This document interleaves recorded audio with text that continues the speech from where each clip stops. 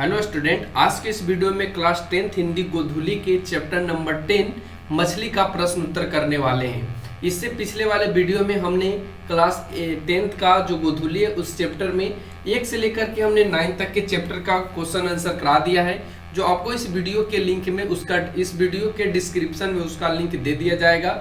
आप वहां से भी चैप्टर 1 से लेकर के चैप्टर 9 तक के प्रश्नों को उत्तर लिख सकते हैं इजी तरीके से और अच्छे तरीके से आप समझते हुए चलिए, तभी आप अपने क्वेश्चंस को अपने अकॉर्डिंग आप लिख पाएंगे, नहीं तो आप अपने अकॉर्डिंग लिखने में आपको दिक्कत होगी।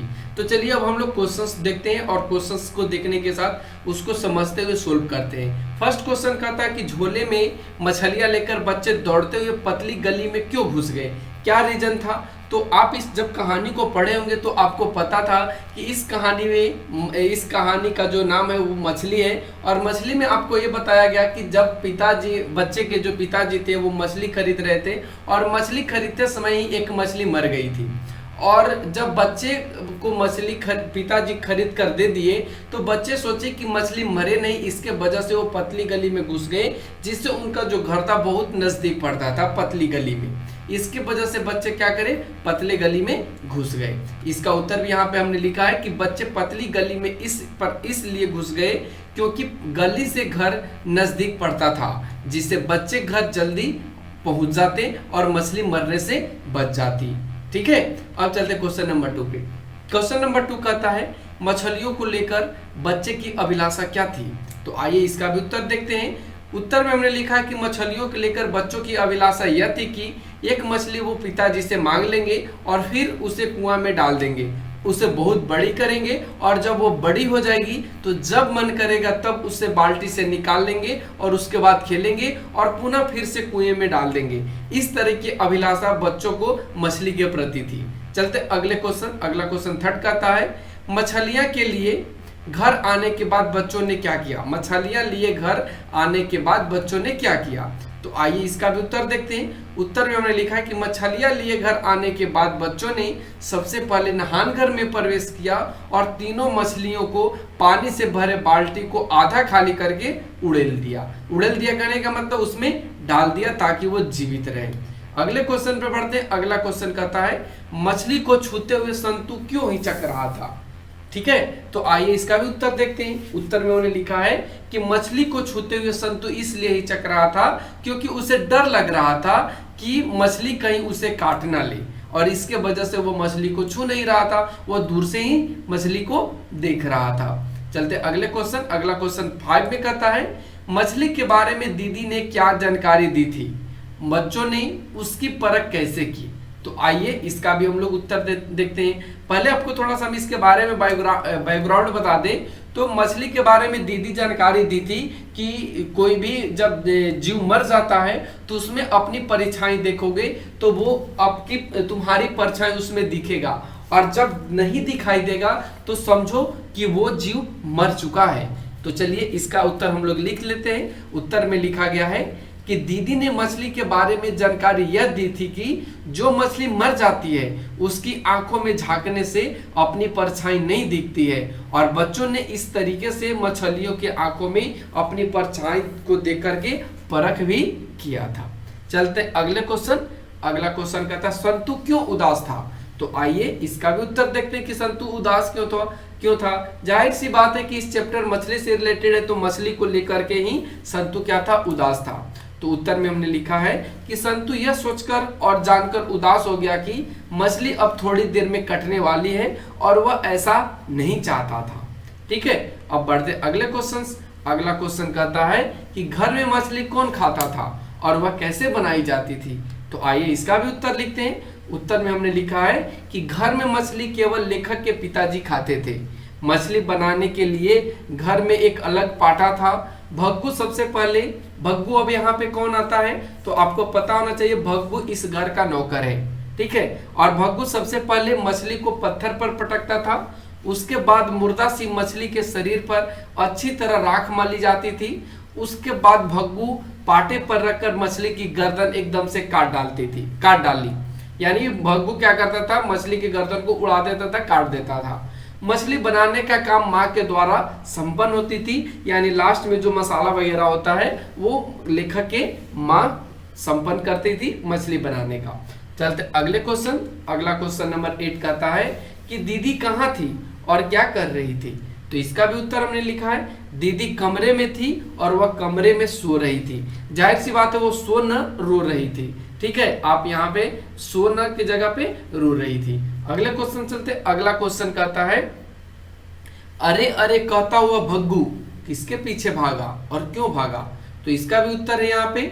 उत्तर में हमने लिखा है कि अरे अरे कहता हुआ भग्गू संतू के पीछे भागा, क्योंकि संतू ने एक मछली को लेकर भाग गया था और भग्गू को डर था कि कहीं संतू मछली को कुएं में न डाल दे, जिसके कारण उसे डांट सुननी पड़ती और इसलिए वो उसके पीछे भाग रहा था। ठीक है, अगले क्वेश्चन नंबर 10 पे आते हैं। 10 नंबर क्वेश्चन कहता है यहाँ पे मछली और दीदी में क्या समानता दिखलाई पड़ी, स्पष्ट कीजिए। उत्तर में हमने लिखा है मछली और दीदी में यह समानता दिखलाई पड़ती है कि इंसानों के चंगुल में आकर मछली चुपचाप कटने को सज्ज हो जाती है, ठीक उसी प्रकार दीदी चाहकर भी मछली को कटने से रोक नहीं सकती, क्योंकि वो भी अपने पिताजी के चंगुल में फंसी हुई है, जो उस मछली के भांति कुछ नहीं कर सकती है। अगले क्वेश्चन पे चलते हैं। अगला क्वेश्चन कहता है पिताजी किससे नाराज थे और वो नाराज क्यों थे। इसका भी उत्तर हमने यहाँ पे लिखा है पिताजी नरेन से नाराज थे, क्योंकि बच्चों ने मछली को लेकर घर में शोरगुल कर रहे थे। यहाँ तक बच्चों ने मछली को लेकर भाग भी गए, जिसके कारण पिताजी ने भग्गू को आदेश देते हैं कि यदि नरेन घर में आए तो उसका हाथ पैर तोड़ देना, बाद में जो होगा भुगत लूंगा। तो ये इस तरीके से पिताजी नरेन पर क्या थे, गुस्सा थे। अगले क्वेश्चन है सप्रसंग व्याख्या करें। आइए हम लोग व्याख्या करते हैं। यहाँ पे क्वेश्चन कहता है बरसते पानी में खड़े होकर झोले का मुंह आकाश की तरफ फैलाकर मैंने खोल दिया ताकि आकाश का पानी झोले के अंदर पड़ी मछलियों पर पड़े। इसका क्या व्याख्या आप कर सकते हैं। तो हमने उत्तर में लिखा है कि जो प्रस्तुत वाक्य है हमारे पाठ्य पुस्तक गोधूली पाठ से ली गई है और उसका शीर्षक है मछली, जिसके लेखक हैं विनोद कुमार शुक्ल। इस पंक्ति के माध्यम से लेखक ने मछली के प्रति बच्चों का जो मोह या स्नेह है उसे उजागर किया है।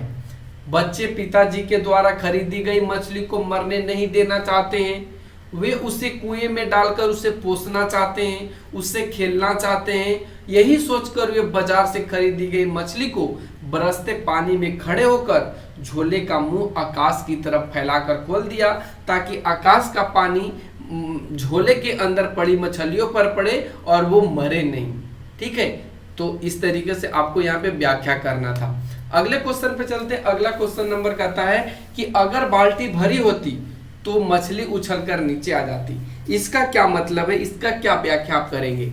उत्तर में हमने लिखा है कि जो प्रस्तुत वाक्य है हमारे पाठ्य पुस्तक गोधूली पाठ से है और जिसके शीर्षक है मछली, जिसके लेखक की बात करें वो विनोद कुमार शुक्ल हैं। इस पंक्ति के माध्यम से लेखक पाठकों को यानी जो पढ़ने वाले लोग हैं उनको यह बताना चाहते हैं कि एक बच्चे का चंचल मन मछली को खाने का नहीं है, बल्कि उसे मरने या खोने से डरता है। यह घटना तब हुई जब बच्चे मछली को लेकर के दौड़ते एवं भीगते हुए घर पहुंचा और मछली न मरे इसके लिए वह पानी से भरी बाल्टी में मछली को उड़ेल दिया। ठीक है, तो आप इस तरीके से देख सकते हैं। अगर पूरा के पूरा बाल्टी भरी होती तो मछली कहाँ चला आता, नाली में चला जाता। तो यहाँ पे उन्होंने आधी बाल्टी खाली करके मछली को उड़ेल देते हैं। अगले क्वेश्चन पे चलते हैं। और पास से देख परछाई दिखती है। ये ऐसा प्रश्न कर रहा था संतू से कि आओ उसके नजदीक जाके देख मछली मर गई या जीवित है। फिर भी वो नहीं जाता है संतू, क्योंकि उसे डर लगता है मछली से। उत्तर में हमने लिखा है प्रस्तुत वाक्य हमारे पाठ्य पुस्तक गोधूली पाठ के मछली से ली गई है, जिसके लेखक विनोद कुमार शुक्ल हैं। यह पंक्ति दीदी और बच्चों से जुड़ी है, जिसमें दीदी अपने छोटे भाइयों को यह बताती है कि जो मछली मर जाती है उसके आंख में परछाई नहीं दिखता, इसलिए और पास जाके देखो उसमें परछाई दिखती है या नहीं। यह तब की बात है जब मछली को निकालकर फर्श पर रखा गया और उसकी पूंछ पकड़कर हिलाया डुलाया गया तो उसमें किसी तरह की कोई हरकत नहीं हुई। तो संतु कहता है कि जरा इसके नजदीक से देख, तेरी परछाई इसकी आंख में दिखती है कि नहीं। पर बड़े भाई दूर से ही देखता और कुछ भी नहीं बोलता। उपयुक्त पंक्ति में मछली के जिंदा होने के लिए लेखक ने संतु से उपयुक्त बात को कहा था, ताकि दीदी ने जो बातें मछली के बारे में बताई थी वो सच है कि नहीं, और वह खुद को निरुत्तर पाता है। ठीक है, यानी उसे कोई उत्तर नहीं मिलता है दीदी के कही गई बात को। ठीक है, अब अगले क्वेश्चन पे बढ़ते हैं। अगला क्वेश्चन कहता है, नहान घर की नाली क्षण भर के लिए पूरी तरह भर गई, फिर बिल्कुल खाली हो गई, कैसे? तो आइए इसका उत्तर देखते हैं। इसका उत्तर आपको खुद से करने की कोशिश करनी है, ऐसा हमने आपको लिखा है।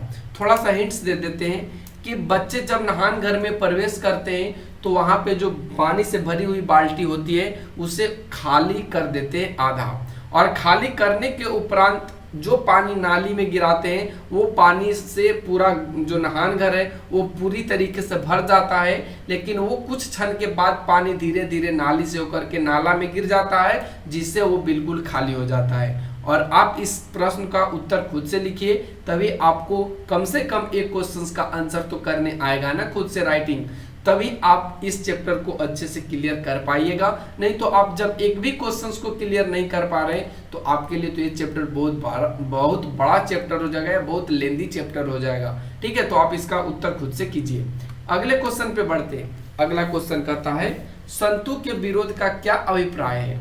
तो उत्तर में हमने लिखा है, हम मानव में सेवा, परमार्थ और ममता जैसे गुण विद्यमान होते हैं। संतु यहाँ मानवीय गुणों को उजागर कर रहा है, परंतु आज मानव अपने आदर्श को भूलकर, गुणों को त्याग कर, स्वार्थ में अंधा होकर विवश और लाचार की मदद में नहीं बल्कि शोषण में लिप्त है। मूक मछलियों को निर्ममता पूर्वक काटते देख संतु उसकी रक्षा करने को आतुर हो उठता है। उसे बचाने के लिए भब्बू के सामने से मछली को लेकर भाग जाता है।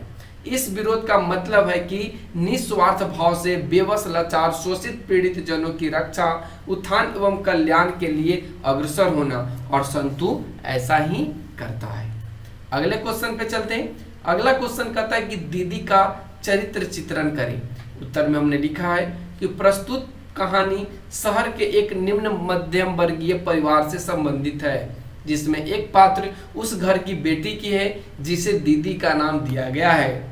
दीदी घर के चार दीवारी में रहने वाली एक कठपुतली है, क्योंकि दीदी की जो आवाज है सिर्फ उनके कमरे तक ही सीमित रहती है, उससे ज्यादा नहीं निकलने दिया जाता है। दीदी अपने भाइयों के प्रति अटूट प्यार और स्नेह को रखती है, उन्हें प्रत्येक जीवों में अपनी परछाई देखने की शिक्षा देती हैं। मछली को विवश होकर कट जाना उनके लिए पीड़ादायक है। वह समाज की रूढ़िवादिता के बीच मुक्त रहकर लाचार, बेवश एवं निर्ममता पूर्वक प्रहारों को सहन करने वाले की आत्मा की पुकार को अनुभव करके सिसकियों एवं आ भर के रह जाने वाली कन्या है। तो उनके बारे में पूरी चीज को हमने लिख दिया कि दीदी क्या थी, क्या उनका चरित्र था। अगले क्वेश्चन पे बढ़ते हैं। 15 नंबर क्वेश्चन कहता है, कहानी के शीर्षक की सार्थकता स्पष्ट कीजिए। तो आइए इसका भी हम लोग कहानी के सार्थकता को स्पष्ट करते हैं। उत्तर में हमने लिखा है, प्रस्तुत कहानी हमारे पाठ्य पुस्तक गोधूली से ली गई है, जिसके लेखक विनोद कुमार शुक्ल हैं। इस कहानी के शीर्षक का नाम मछली रखा गया है। यह कहानी मुक्त रहकर दंड को स्वीकार कर लेने वाले लोगों के लिए प्रेरित करता है कि जिस तरह मछली मुक्त रहकर अपनी जान दे देती है, उसकी कोई गलती भी नहीं होती है, फिर भी उसे लोग मौत के घाट उतार देते हैं। पूरा कहानी मछली पर ही आधारित है, जिसमें बालपन के मनोभाव को दर्शाया गया है। एक बालपन मानव क्या क्या सोच सकता है और वही बड़े होने पर क्या करते हैं। इस कहानी का शीर्षक मछली इसीलिए रखा गया है कि जिस तरह लाचार, बेवश, असहाय मछली चाहकर भी कुछ नहीं कर पाती, ठीक उसी तरह बच्चे बड़ों के सामने एक मछली के भांति ही हो जाते हैं। ठीक है, अब बढ़ते अगले क्वेश्चन नंबर 16। ये लास्ट क्वेश्चन है। कहता है कि कहानी का सारांश प्रस्तुत कीजिए। तो आइए इसका हम लोग सारांश प्रस्तुत करते हैं। प्रस्तुत कहानियों के उनके संकलन महाविद्यालय से ली गई है। आपको ये पॉइंट भी इंपॉर्टेंट है, आपसे पूछ लिया जाएगा कि मछली कहाँ से संकलित है। ऑप्शन में महाविद्यालय, विद्यालय, विश्वविद्यालय ऐसे करके दे दिया गया, तो आपको याद होना चाहिए ये महाविद्यालय से ली गई है। कहानी बचपन की स्मृति के भाषा शिल्प में रची गई है और इसमें एक किशोर की वयस्क संधिकालीन स्मृतियां, दृष्टिकोण और समस्याएं हैं। कहानी एक छोटे शहर के निम्न मध्यम वर्गीय परिवार के भीतर वातावरण, जीवन यथार्थ और संबंधों को अवलोकित करती हुई लिंग भेद की समस्या को भी स्पर्श करती है। घटनाएं, जीवन प्रसंग आदि के विवरण एक बच्चे की आंखों देखे हुए और उसी के मिथ कथन से उपजी सादी भाषा में है।